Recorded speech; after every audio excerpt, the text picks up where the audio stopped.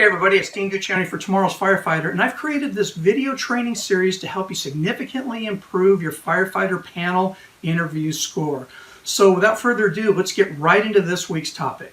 What tends to be the biggest obstacle between a candidate and their dream firefighter job or firefighter or department, I would guess, is the background, is it actual work experience, or what is it? And I think the biggest obstacle is preparation.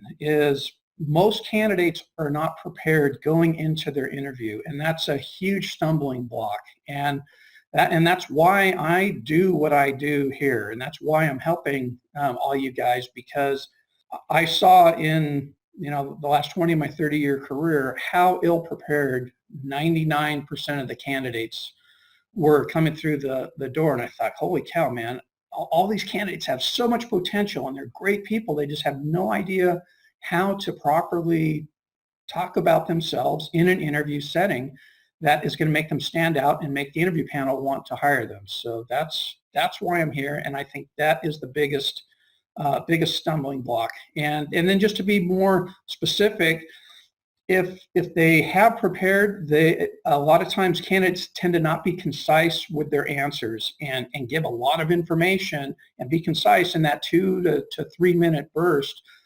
Giving that answer, and a lot of candidates haven't figured out the ability on how to discuss why they should give them a chance and why that department should hire them. So that's one of the big stumbling blocks: that overall preparation and the inability to articulate why you should be hired with that fire department. Then the next biggest stumbling block is if they get through all of that stuff and they get a chief's interview and they move on to the background, 50 to 70% and even more candidates fail out of the background. That is that's probably the number one thing that causes candidates not to get hired and is their stumbling block. And I would say many or most mistakes in your past can be overcome if you talk about it the right way.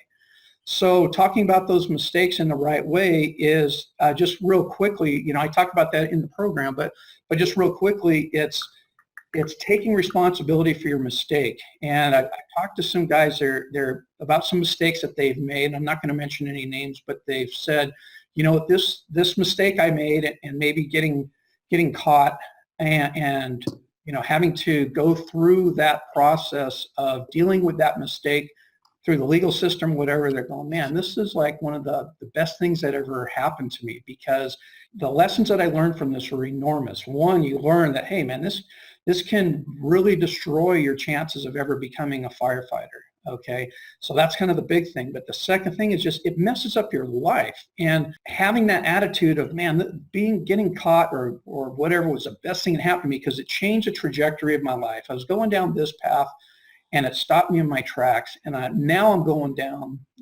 the path of righteousness, as it were. Not that you would ever say that, but you know what I mean, where you're going now down the path of the straight and narrow, because you know how detrimental some of these mistakes can be to getting hired. And that's kind of the extreme case. When you're in the legal system, you made a mistake, but the path that you are carving moving forward and the plan that you have moving forward to distance yourself from that behavior, to change the people that you're hanging out with, and then going that extra mile and telling your friends and telling people that the mistake that you made, and to really, really be so cognizant every single day of personal decisions that you make, because it can affect the rest of your life and it can affect your dream.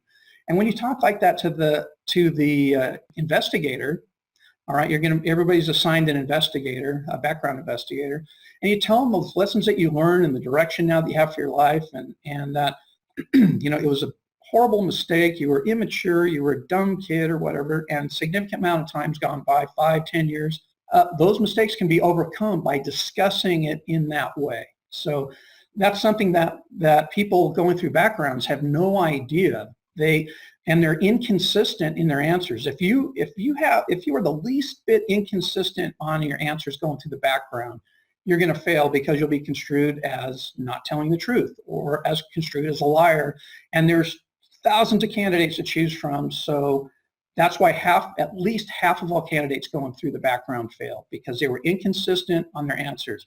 So they'll say, well, how many times did you smoke pot? The investigator asks, oh, I smoked pot 10 times. Then you're like, okay, and you wrote 10 times down on your background packet, and you said 10 times to the investigator, and then you go to your polygraph, and the person with their polygraph is reading your background packet. Hey, it says you smoked pot 10 times. Is that true? You go, well, it was actually 25 times. Okay, guess what? You're out. I mean, you are out. So if you're going to go through a polygraph and you smoke pot 25 times, tell the guy you smoked it 25 times. Write it down on your background packet 25 times. So I hope that information was helpful for you.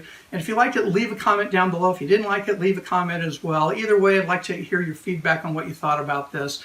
And if you'd like to learn more and get more detailed information on how you can significantly improve your firefighter interview score, put your name and email address in the link below and sign up for my free video training series that's much more comprehensive than these little shorter videos. So I look forward to seeing you in the next video. Thanks again for watching. We'll see you soon.